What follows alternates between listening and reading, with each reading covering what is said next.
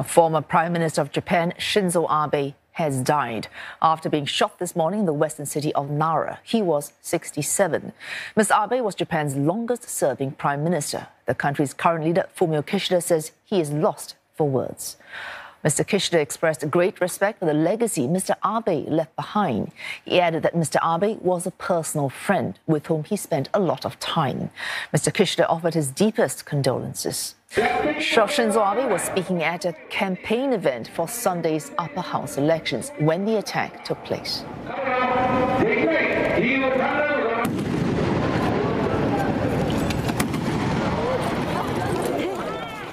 This is the exact moment the gunman fired 2 gunshots at Mr. Abe at about 11:30 a.m. local time.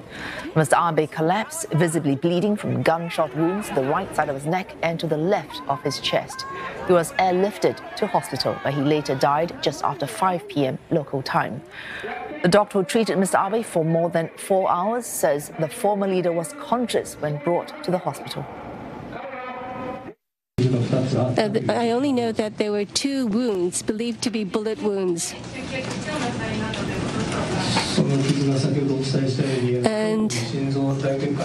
And because the wound reached the heart was damaged, causing bleeding. That is all I can say. Well, the shooter has been identified as 41-year-old Nara resident Tetsuya Yamagami. He's a former member of Japan's self-defense force. NHK says he used a handmade gun. It's unclear how the shooter came to know about Mr. Abe's attendance at the campaign in advance, as that visit was only confirmed late last night. This kind of violence is extremely rare in Japan. It is the first assassination of a sitting or former Japanese premier since the days of pre-war militarism in the 1930s. And Mr. Ishida joins us now from Tokyo. Michio, just before we started this program, I overheard you saying has been a shocking day. Who would have imagined a political assassination? And yet this did happen despite security presence. How was that possible? You know, I have no words either. It is so shocking. Japan has a high safety record, but it has happened.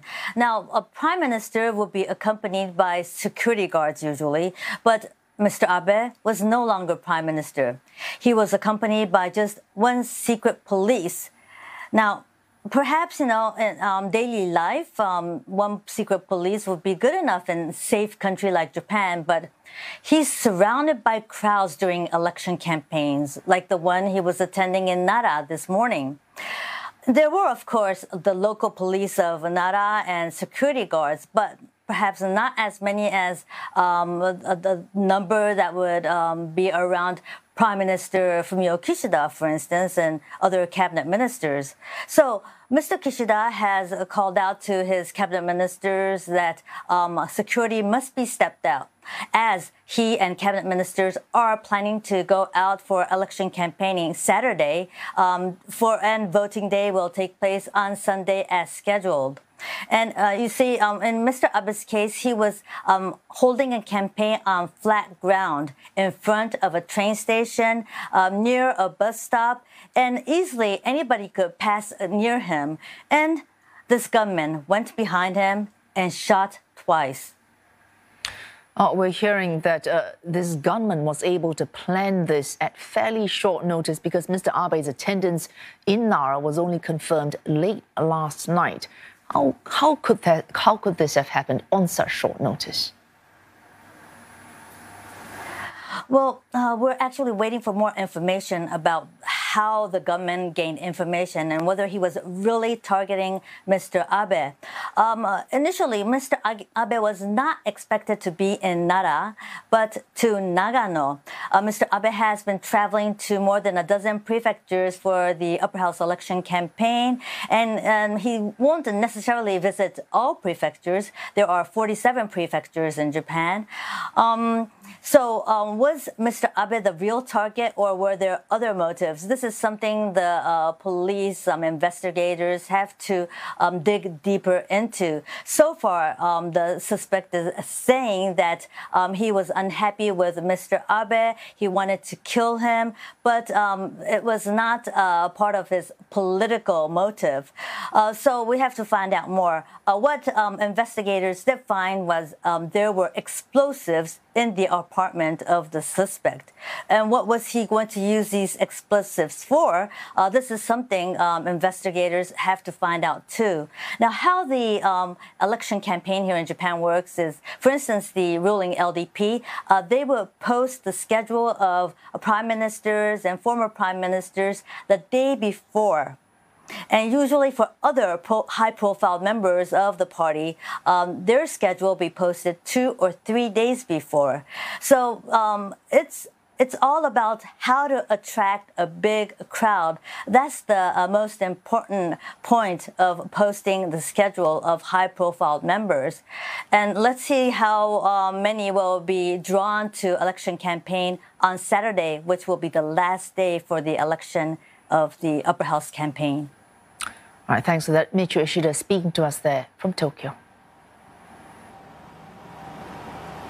Condolences have poured in from around the world on news of the death of Mr. Abe. China has expressed its condolences and sent its sympathies to his family, while praising the former Prime Minister for making strides in improving bilateral relations. South Korean President Yoon Suk-yeol sent his condolences to the bereaved family of Mr. Abe. He's expressed his deep sorrow and shock, describing the shooting as an unacceptable criminal act. Indian Prime Minister Narendra Modi expressed his shock and sadness at this, calling Mr. Abe one of his dearest friends.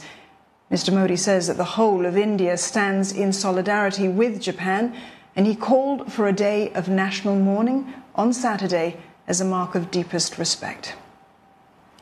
German Chancellor Olaf Scholz has said that he was stunned and deeply saddened by the news. Mr. Scholz says Germany will stand closely by Japan's side in these difficult hours. UK Prime Minister Boris Johnson called Mr. Abe's death incredibly sad. He says that Mr. Abe's global leadership through uncharted times will be remembered. Australian Prime Minister Anthony Albanese described Shinzo Abe as a leader in the Indo-Pacific and a giant on the world stage, with a profound and positive legacy for Australia. And Taiwanese President Tsai Ing-wen also condemning the shooting today. She says that Mr. Abe has supported Taiwan for many years and is a staunch friend. Singapore's leaders have expressed their deepest condolences to the family of Mr. Abe and the people of Japan. President Halimah Yacob says he will be remembered for his dedication to improving the lives of the Japanese people. She adds that he had served his term with distinction and honour. Singapore and Japan share close ties, and the hearts of Singaporeans are with their Japanese friends. And Singapore Prime Minister Lee Hsien Loong says he received news of Mr. Abe's death with a heavy heart. He calls the incident deeply shocking and distressing. Earlier, he had described the shooting as a senseless act of violence. Mr. Lee describes Mr. Abe as a good friend of Singapore. They met as recently as May when Mr. Lee hosted Mr. Abe to lunch during his visit to Tokyo. Mr. Abe visited Singapore during his stint as Japanese Prime Minister. This includes trips to the ASEAN Summit and the Shangri-La Dialogue. In 2013, he also delivered a lecture on ASEAN-Japan relations and his government's economic policies, commonly known as Abenomics. Deputy Prime Minister Heng Swee-keat is shocked and saddened by Mr. Abe's death. He describes him as one of Japan's most influential prime ministers, as well as a longtime friend of Singapore. Mr. Heng remembers that he had a warm and constructive call with the then Prime Minister in 2019 during a visit to Japan. We're joined now by Koichiro Matsumoto, the Deputy Cabinet Secretary for Public Affairs in the Japanese Prime Minister's office.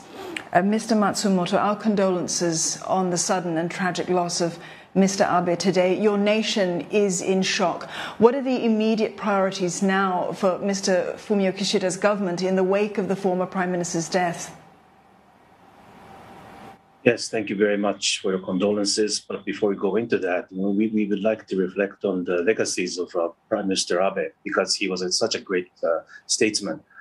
He was the longest serving Prime Minister of Japan and one of the most prominent leaders of our time. And as you heard from so many leaders around the world, he was very, very much revered by the world leaders for his deep commitment to diplomacy, economy, and national security affairs. Yes, in terms of the priorities that you asked, Prime Minister Kishida made it very clear that he made two instructions. One is that he instructed all the ministries and agencies to do their utmost to conduct free and fair election. We are in election season, and Mr. Kishida made it very clear that the election must go on, irrespective of this terrible violence. And second, he said there shouldn't be any stagnation of administrative affairs because of this terrible violence. These are the two things that he said. And Mr. Matsumoto, Mr. Abe was indeed a well-respected man. He had a long and distinguished political career, a friend to Singapore as well. How are cabinet members in Japan reacting to this news? As you can well imagine, the nation is in shock. I should say another way of saying it is that we are in a state of disbelief. We want to sort of come back from this nightmare, terrible nightmare. If it were a nightmare, we are feeling excruciating pain. And if you have seen Prime Minister Kishida addressing the public, addressing the press, I was able to see that the Prime Minister is in agony. Because he joined this the Parliament in the same year as Mr. Abe. And they have been very close to each other. And Prime Minister Kishida was foreign minister in Prime Minister Abe's administration for 4 years and 8 months. But as I mentioned very earlier, he was determined not to give in, succumb to the violence, and carry on with the planned election, which is due to take place on Sunday.